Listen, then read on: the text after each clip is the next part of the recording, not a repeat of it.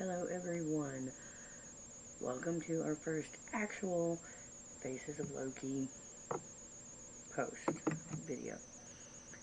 So, I know it's a little late, but there is a reason I said before I go to bed Sunday night as opposed to a specific time, because I'm still up. So it is not the next day until I go to bed and wake back up. Anyway, so today's episode is going to be about the aspect of the trickster.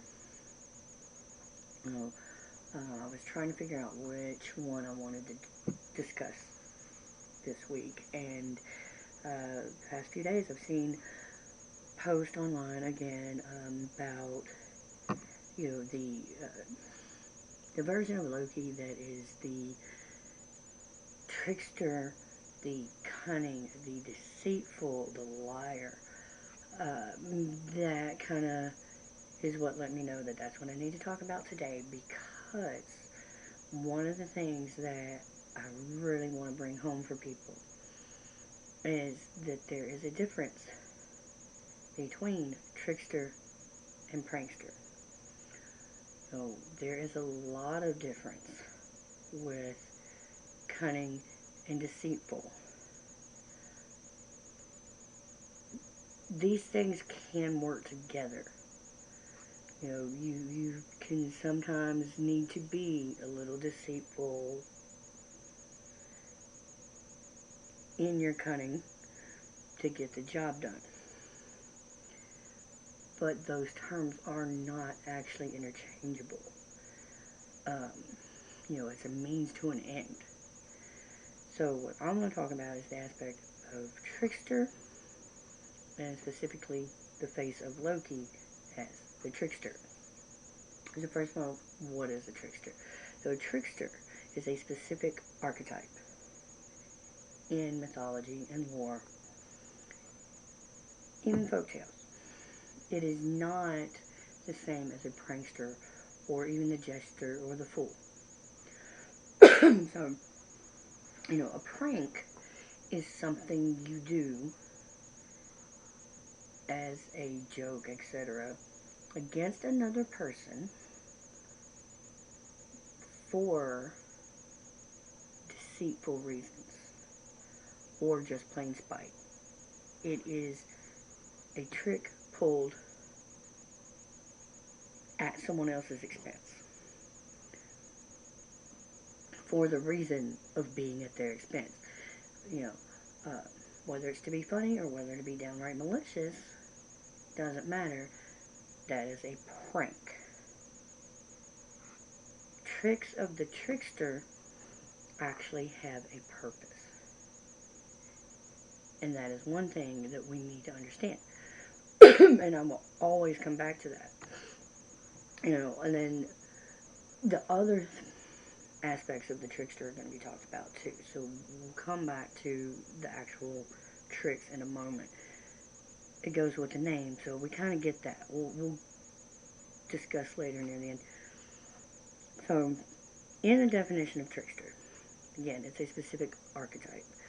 There is an article, I will put the link in the comments, and also a link to my blog about this as well, because it hits on these points, but a little differently. It's older, but author's name is William Anderson, and in his discussion of the trickster archetype, he says, in religious stories, his role is very diverse. He is the breaker of taboos, he provides comic relief to a religious myth, and he will pull off elaborate schemes to teach a moral lesson or exposure of the folly of men. Okay. Again, there we go with tricks for a reason. And so, let's kind of break this down, this little paragraph and description here. So we have the breaking of taboos. That is one thing, again, a lot of people associate with Loki. He doesn't really break taboos much more than any of the other gods, including Odin himself. I mean, Odin went and practiced woman's magic, but there are still some there that made him a little different from the Aesir and the Vanir, especially him being Jotun to begin with. That's just, kind of a thing that's always been with them. So in breaking taboos, we have the fathering of the monster children with Angrboda. You know, this isn't necessarily a bad thing. This isn't saying it's taboo that they had these children, but they were all in these different forms. We had Fenrir, who's the wolf. We have Hel. Hela, yes, ma'am. We have Hel, who, is half dead, half living. And then, of course, Jormungandr, the giant world serpent. So these are all these monster children. Whereas the Aesir and the Vanir are most often depicted as more human-like. And so is Loki. So that could be seen as a little bit of a taboo. Another somewhat taboo is that Loki associated with the other Jotun and even the dwarves outside of just business as needed. As we talked about before, the Aesir, they would come and deal with the Jotun when it was something they needed done, when there was something specific going on, or something specific they wanted. One of them, specifically, which we'll get to. So they only associated with the Jotun and the dwarves, etc., really when it meant there was something they wanted or needed. Other than like those few that somehow aligned with them or that one of them decided to marry. So Loki, being friends with them and friends with the dwarves, visiting like he did was still a bit taboo. And again, then we have giving birth. We know he gave birth to Sleipnir. And then we have in Lokasenna, everyone kept continuing to say how Loki had given birth like a woman. We know he gave birth to the witches of the Ironwood. So this, of course, naturally is taboo because he's a man giving birth. I won't worry about that so much these days, specifically, but point being, that was considered very taboo.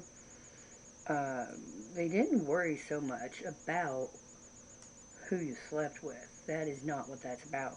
They were specifically referring to him giving birth like a woman. So anyone who says otherwise needs to really read the story that goes along with it. But again, Trickster, taboo. Another factor in this is that the article, again, which I'll post later, goes on to say that tricksters also will very often do things that are not physically possible in nature, as part of not only who they are, but part of their stories and what they're doing, what they're trying to prove. Loki is a shapeshifter. We know that. A lot of the others were. Odin could shapeshift. There's not a lot that tells us as far as how many of them shapeshifted into other people as opposed to other things and creatures, like Loki was known to do.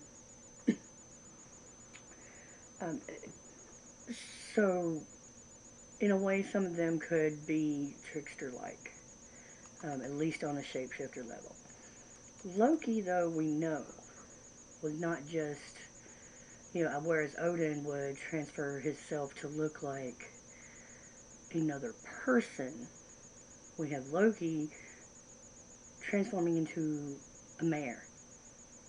He's got the horse. He had become a salmon at one point.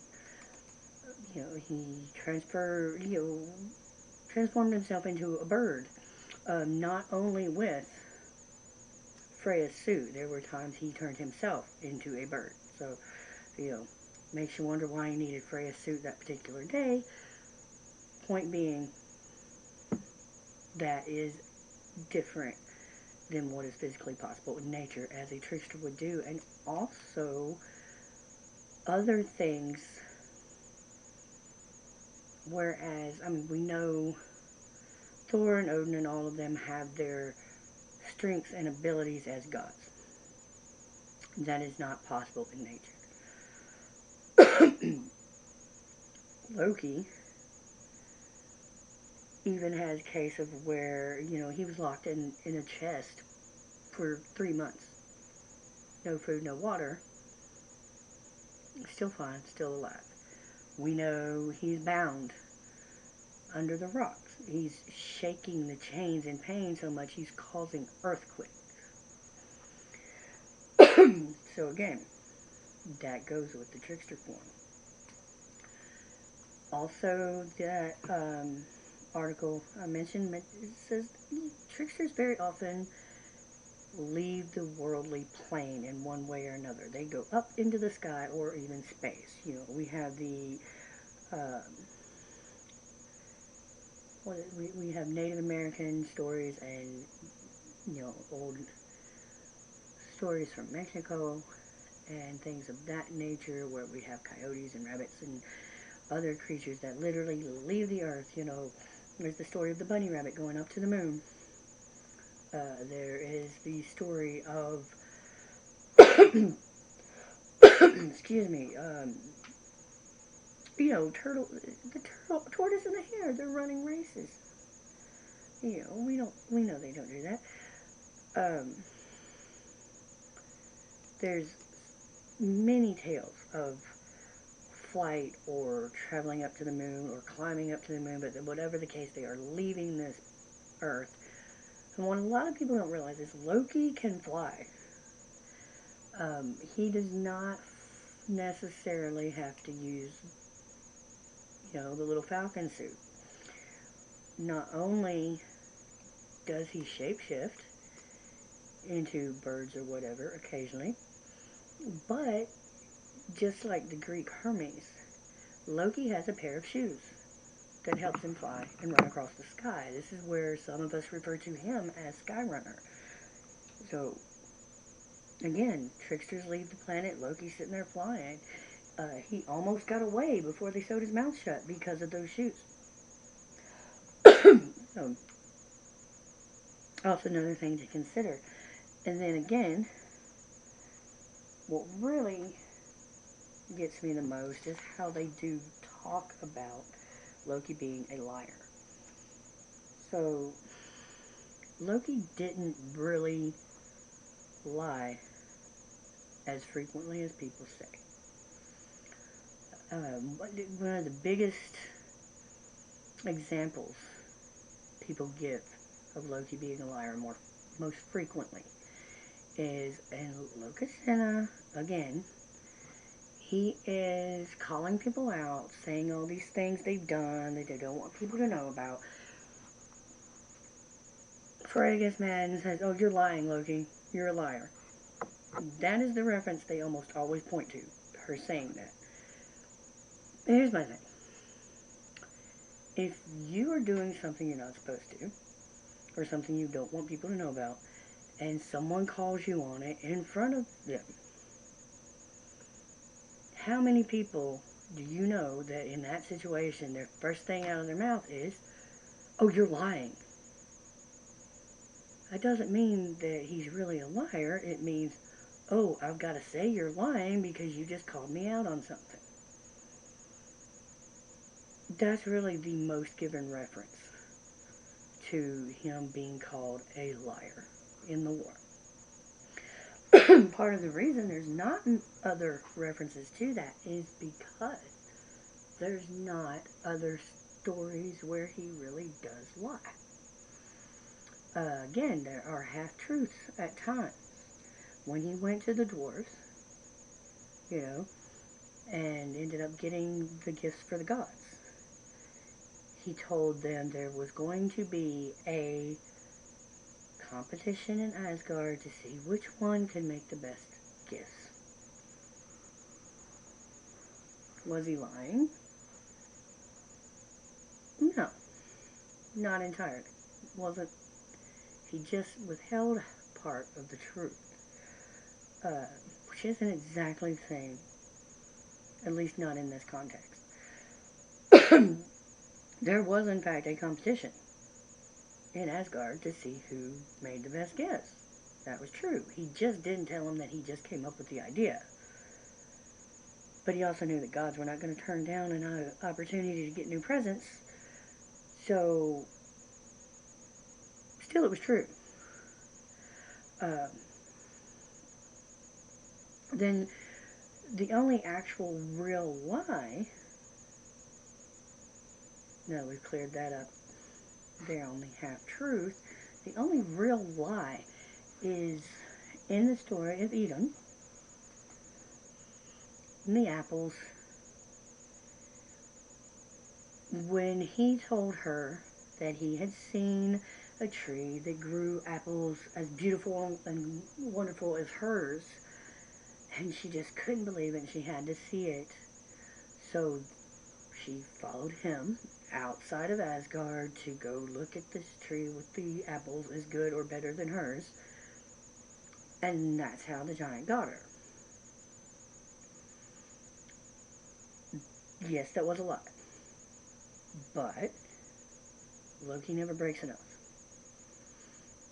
Loki was made to oath to bring her back to that giant to save his own life.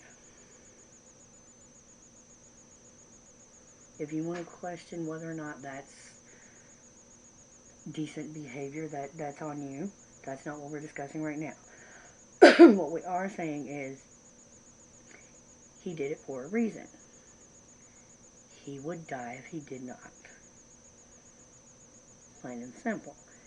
Now, the problem with this is, and as we said, tricksters have a purpose, or their stories show some kind of folly or fault within ourselves.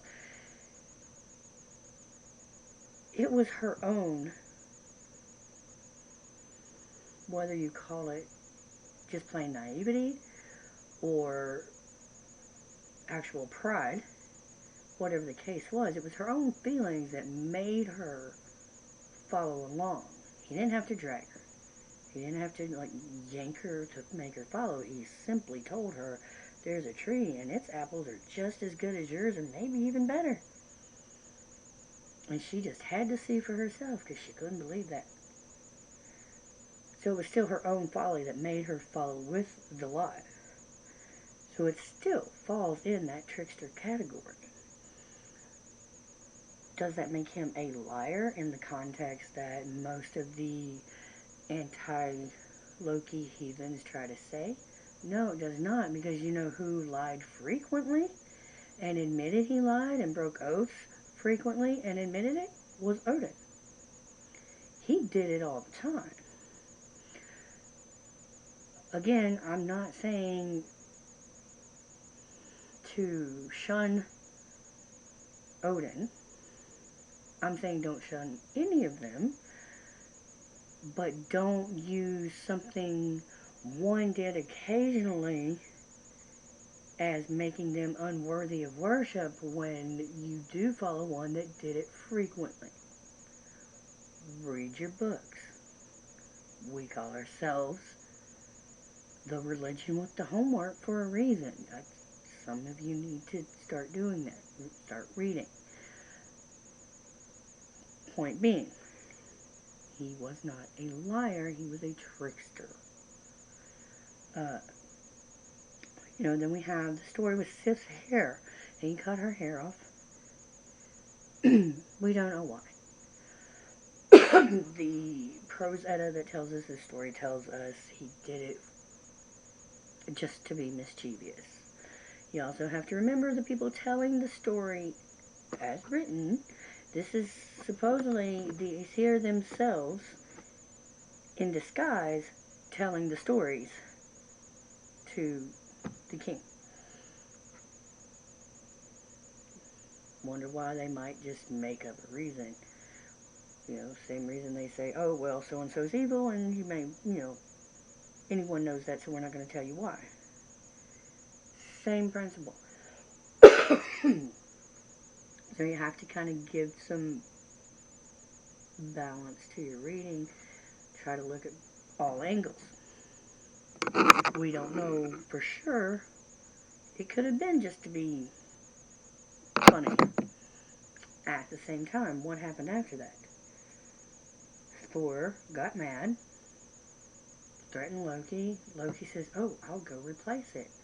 And goes to the dwarves, and while he's there, he comes up with this whole scheme about the presents.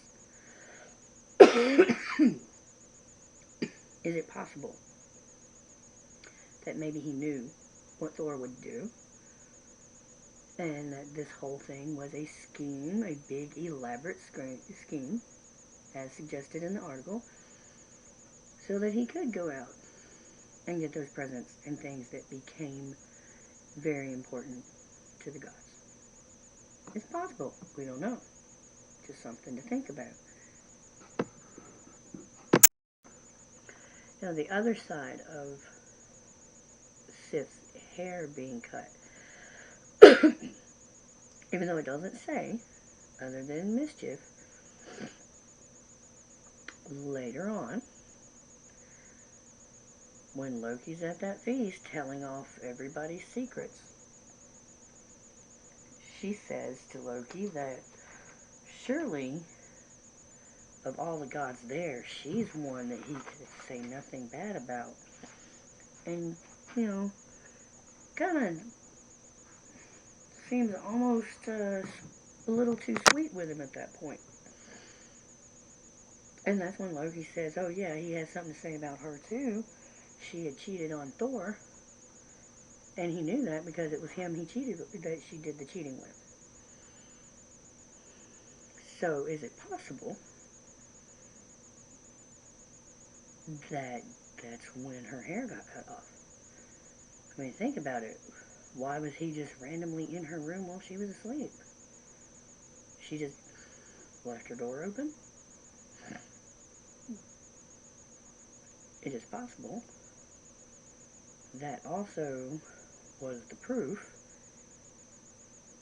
in case it ever came out or questioned, that she had had the affair. You also have to remember, since there were a lot of Christian scholars that were involved in the translation, one of the things in Christianity, early Christianity, and in the Bible, a sign that a woman had been unfaithful or even prostitutes, anything, any sexual immorality in a woman, they cut off her hair. So, to the people who translated, it is possible they put that in there. It's possible that the people had similar ideas. Who knows? Point being, the hair being cut off during her sleep is a little suspicious. So it too could very well be, again, total UPG. You think what what you come up with after you study what it says. And that could just be another point proven, another trick of the trickster to make a point or point out a folly. That is my personal theory. Doesn't mean you have to follow it. Now, then, more tricks. Last one I'm going to mention on the tricks. When it comes to the tricks helping, people always make jokes about the whole Sleipnir thing. And how he turned into a mare and he had, okay, we know this. And a lot of people make fun of him and talk about how that was wrong for him to do, and they make jokes. I'm going to Had he not done that, we would have all been done for. That was the trick he pulled to stop the giant's horse from helping build the wall, so that he would not win his bet. Because if he won his bet and finished on time, not only would Asgard lose Freya, but the other end of that bargain was the sun itself was going to be given to the giant. So we would all be done. Loki stopped it. Loki pulled a trick that made sure the giant would not finish on time, so that they did not lose Freya and the sun. So, laugh all you want, there was a reason, even in that. It was for a purpose. And then Odin got a nice horse out of it. More gifts for the gods. All because of these so-called evil tricks.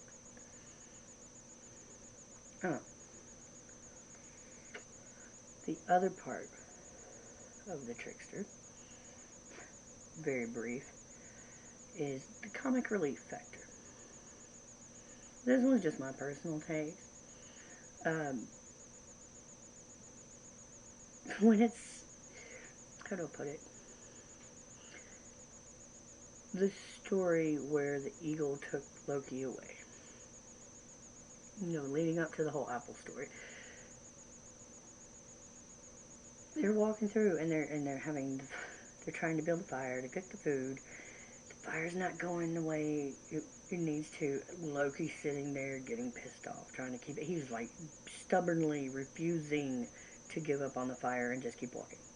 He's just being stubborn about it. To me, I can personally see his temper, or his temperament rather, being a little comedic there. Up until the eagle takes him away. Or I don't know. Maybe him dangling from the eagle might be funny to look at. That's just my opinion. And then, of course, we have, again, with the sewing of the lips. He took off flying before that, and they happened to catch him before he could get too far away, and then they sewed his mouth shut. But they kind of thought it was funny. It actually says they laughed a few times in that story. Comic relief. The whole ordeal with the, I said you can have my head, not my neck, that is very similar to the Greek tale of Minerva, or Roman, sorry. She had made a deal somewhat similar. She told one person, well, if I don't pay you back, you can have my head. And then told another person, if I don't pay you back, you can have my body. I didn't pay either one of them back, and they went to complain to the other gods. And Minerva pops in with just her body showing and no head, and says, well, how can you have my head? I have a body and no head. And the gods all giggled and laughed. And then, of course, she tells the other person the same thing. She just suddenly, there she is with just a head and no body, and the same story, and the gods laugh, ha ha ha, so they let them all go free. There's nothing they can do about it. That is what the story reminds me of when Loki says, oh, well, I said you can have my head, not my neck. It's kind of funny, the way he puts it. Yes, it backfired. But again, there was some form of comedic relief there. I think, the way he approached the competition, the eating contest between him and Loki in the journey to Utgard. That too, I can see. It says, oh, he was just chowing down fast as he could. He was literally like, I've got this. So again, there's that slight comedic. I mean, as comedic as we can be with the Norse, they were a little more serious than some of the others in our lore, actually, compared to other pantheons. But from their standpoint, I can see that being comedic. And of course, the goat. You know I love the goat. So, for those who don't know that one, I forget, there are some people here who know. The goat. You know, when, after the whole capturing of Eden, and he goes to bring her back, you know, the gods were aging because they did not have her apples. Loki goes to get her back. As he's escaping, the eagle, giant eagle, that had captured her, comes chasing after him, and he's flying as fast as he can. He makes it through. They kill the eagle, the Aussie, and they kill him. Well, his daughter Scotty comes in, and she demands revenge. You killed my father. Prepare to die. Sorry, I couldn't help that. So she's like, you killed my father. I get to kill one of you. So they made arrangements. We're like, can we have some kind of agreement as opposed to death? So they had to give her a husband among the Asir, and they had to make her laugh. So get her a husband. That's a whole other story we'll discuss later. And then they make her laugh, or try. She is very stern, very cold. She is a very firm huntress, wintry mountain giant. No one can make her laugh. So finally, Loki gets an idea and takes a long rope. He ties one end to the goat's beard and the other end to his testicles, and proceeds to play tug of war between the goat and his sack. And Scotty laughed. I'd call that some comic relief, wouldn't you? I think it's funny. I'm pretty sure he enjoyed it, actually, but that's just my opinion. To this day, that is why they still have a Loki run. These guys are running around with logs tied to their balls and racing. Probably a lot safer than a goat, but point being, comic relief, as it told. Now, as you can see, point of all this, there is a difference between being cunning and thoughtful to figure out things. Intelligence, cunning, is not the same as being deceitful and lying. That is my point. Trickster serves a purpose. Prankster pulls pranks. Again, if your reason for being against following Loki is because you've met people who use it as an excuse to just do whatever they want, cause chaos for the sake of causing chaos, okay, they are not doing it right. They're lying. That is not what it's about. They're just running around causing havoc for no reason.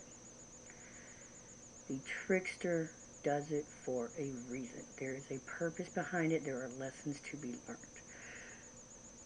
Being cunning.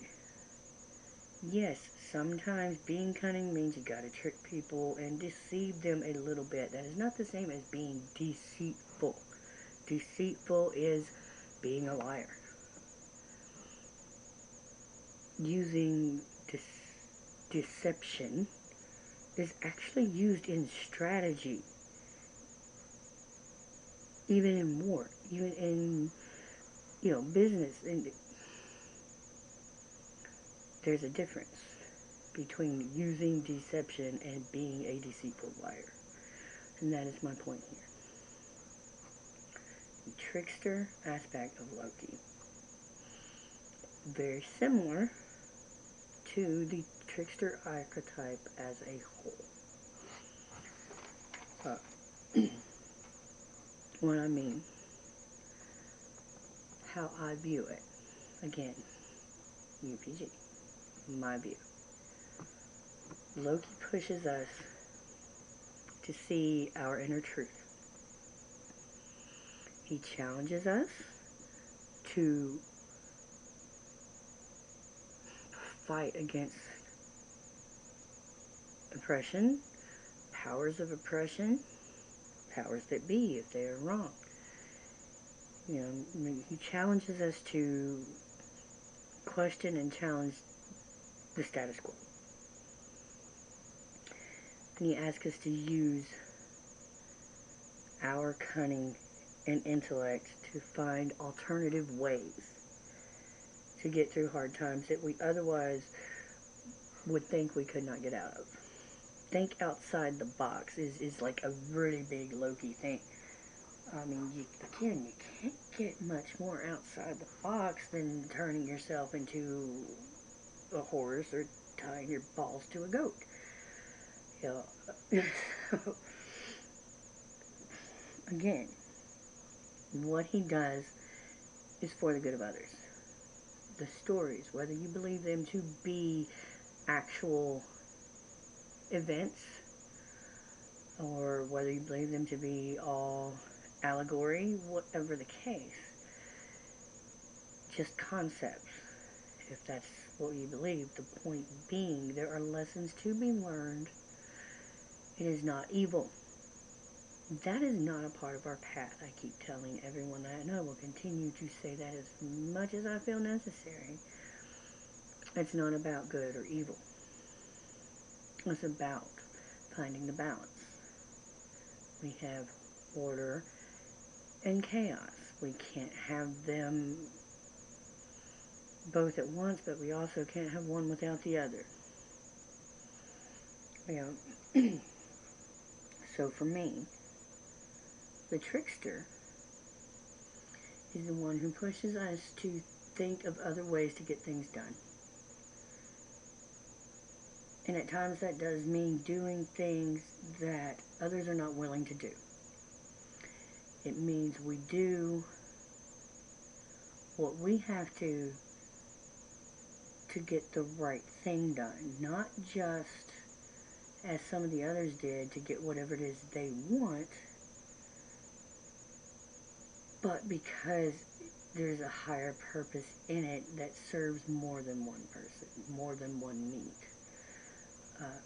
You know, we're not turning into a snake and going in and telling the girl we're going to marry her when we're not going to just so we can get some meat. That's deceitful.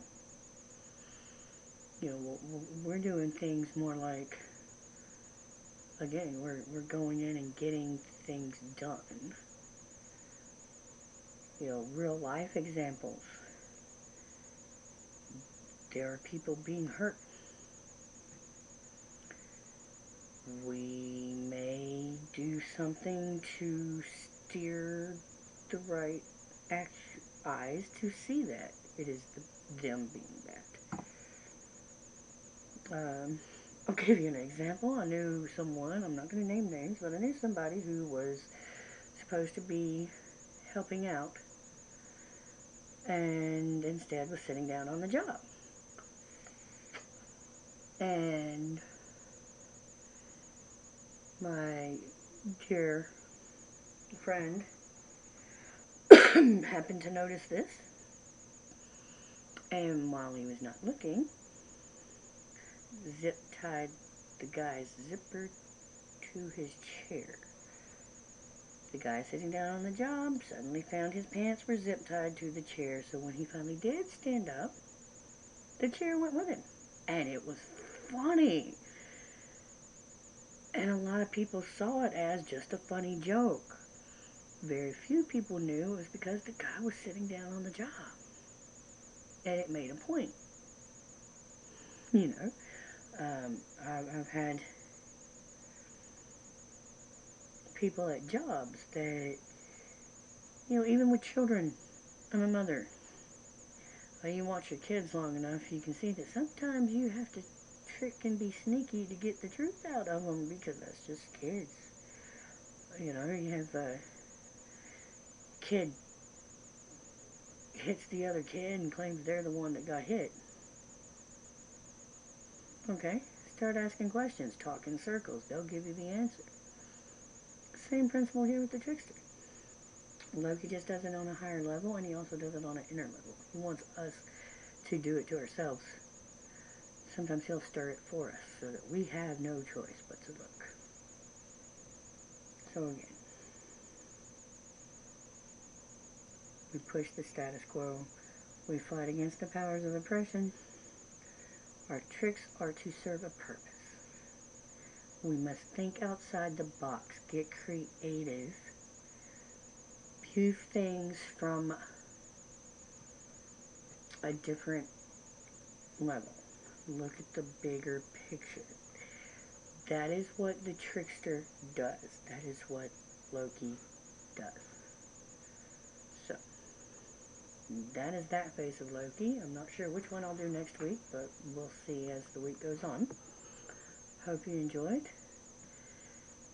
Let me know what you think in the comments, and in the meantime, hail the Trickster. Hail Loki. Have a good night.